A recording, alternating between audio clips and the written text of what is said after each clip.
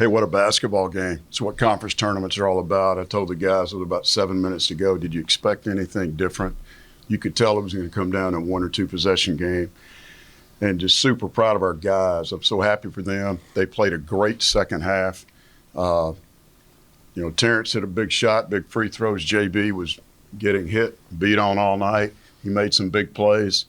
Jalen Dalcourt stepped up big for us with Greg out, and that's good. And we get Greg healthy here in the next week and a half. I've got Themis folks right here from Winston-Salem, North Carolina. Jordan Brown, junior from Roseville, California. A little bit of rapid questions. Go ahead, Justin.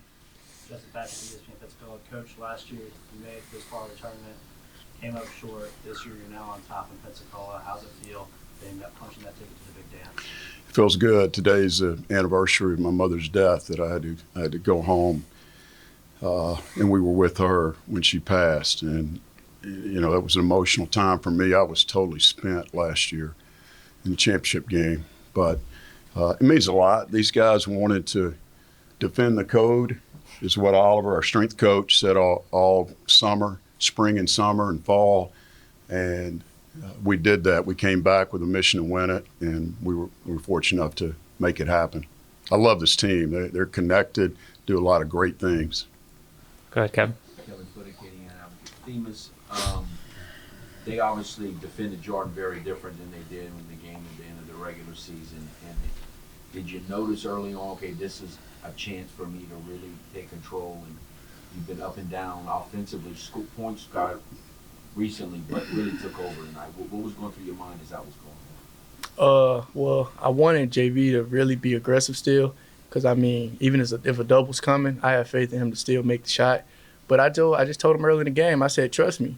Like, throw it back to me, I'm going to get it back to you, or I'm going to find open players. But I just told him to trust me, and he looked me in my eyes, and he trusted me. So, I can't give enough credit to JB for, really trusting me and letting me play freely and be myself. So I appreciate it. Go ahead, Paul. Coach Paul Chestnut, Fox Sports, Pensacola Radio. How tough is it to win this tournament? It's a great tournament.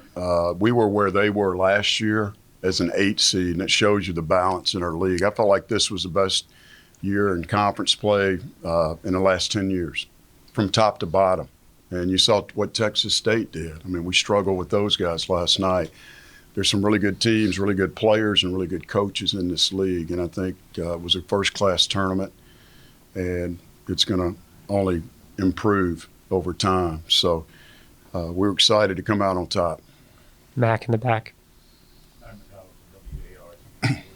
Coach, how special it is today? I know last year you were going through some problems, not problems, but definitely But this also a city that brought you some joy some many years ago and stuff. You won your first conference championship here, then you won the national championship. You won the Sun Belt in the same city. How fascinating. It's special. The year we won the national championship, my son was born. And Pensacola's always had a special place in my heart. And to come back and be a part of the tournament, when we found out, they were looking at several cities. I think our baseball's in Montgomery, is that right?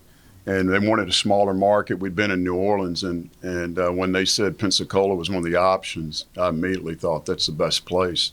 Selfishly, but it's really in the middle of the footprint. A lot of people can get here. There's plenty to do for the visitors. Pensacola Sports Association and all the officials in Pensacola have done a great job putting this tournament on and making it successful. But no, I really wanted to. It's 30 years ago. We practiced at PJC this afternoon, and these guys, some of them saw the trophy case and the banner. It's on the wall there. So certainly proud of my time here. Dave? Dave Schrock on the Sun Belt. You guys were up 6, and they said their legs were out, and you guys kept that kind of turning the ball over. But how did you guys keep your composure at the end when they couldn't quite convert? Well, the players as well.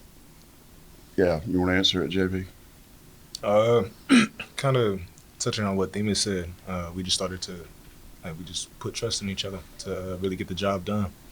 and came up. We made big plays towards the end, and got the win. Patrick, go ahead. Patrick Bernard, Pensacola News Journal.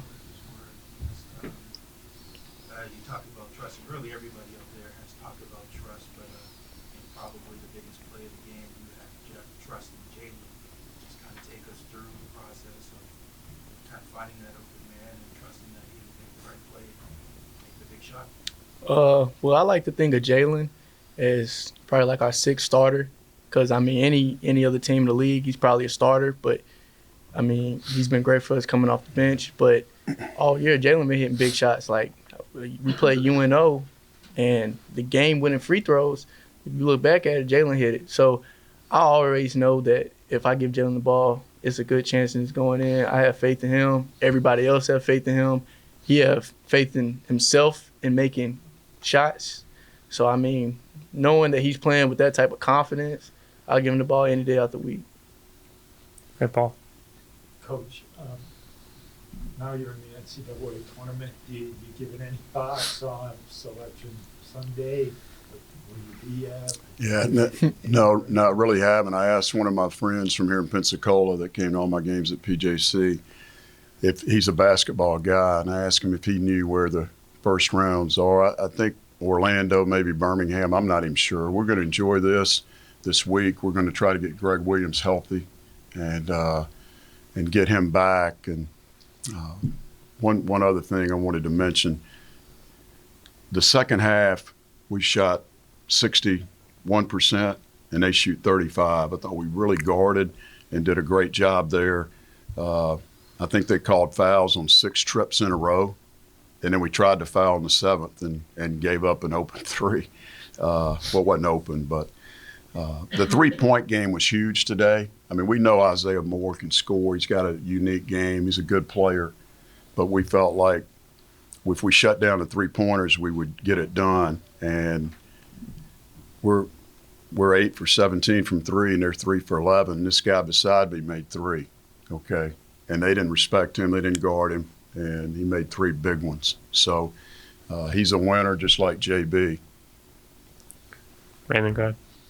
Coach, we've talked about this before, but the perfect example, one of your starters, Greg, gets banged up, can't go in this game, and somebody else steps up, and Themis steps up in a big way.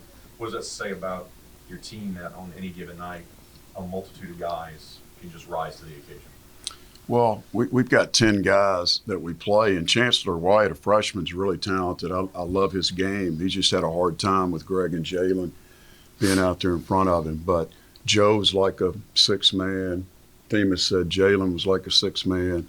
Kobe was an all-conference pick. I think he helped us and got better as the season went on. Mike Thomas hit a 3 tonight. Mike played well. He's improved. He and Jalen both played well here last year and started in the championship game. So we feel like we're 10 deep, to be honest. And we lost Isaiah tonight on a flagrant foul. And he's been really good in the past couple of weeks. So the depth was important, and we thought they would get a little bit tired at the end. What's the status on Greg? What happened? How did he get Got stepped on last night and basically has turf toe.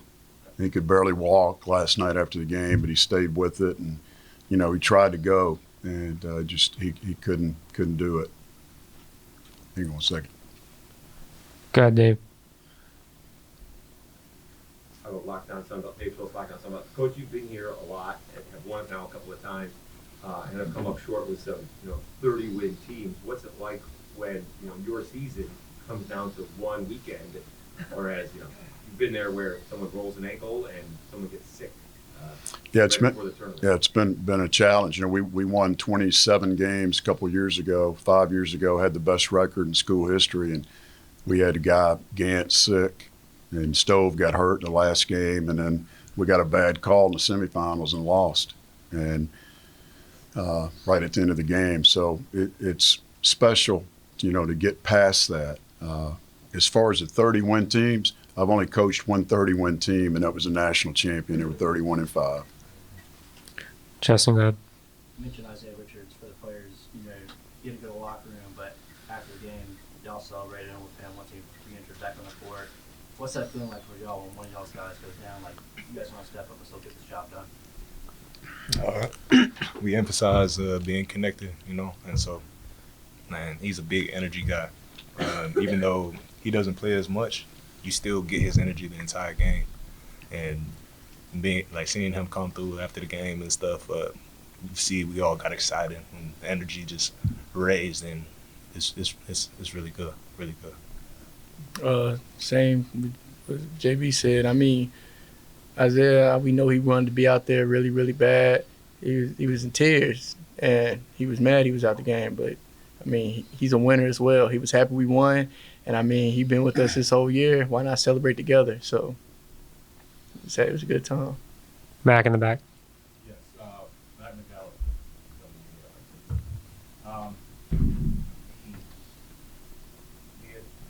The foul towards the end, and he made the bucket. If he hadn't made those other 2 free throws, do you guys feel that maybe you guys would be pressed a little bit harder than, normal as far as, as a 4-4 swing? Well, yeah, you're talking about the flagrant foul? Wow, Yeah, flagrant foul. Yeah, it was, we're trying to get JB, I think it was 14 seconds, maybe 8:14. I always try to sneak him a 30-minute or 30-second or minute timeout right there and get him some extra rest, and he had to go right back in. But Zay has been really good for us, like Thema said. And one thing that I really appreciate with this team, it goes back to when we went to Puerto Rico, all right? But Isaiah beats on this guy every day, kind of like what you saw tonight. They go at each other, but he's his biggest cheerleader in the game. He's over there encouraging him. He's talking to him, telling. I don't even know what all he's telling him, but I know it's good. Okay. Themis and Mike do the same thing. Mike played really good the other night. Themis didn't. Themis played good. We celebrate each other's success. It doesn't matter. We need them all, and this team is super connected, and just really proud of them.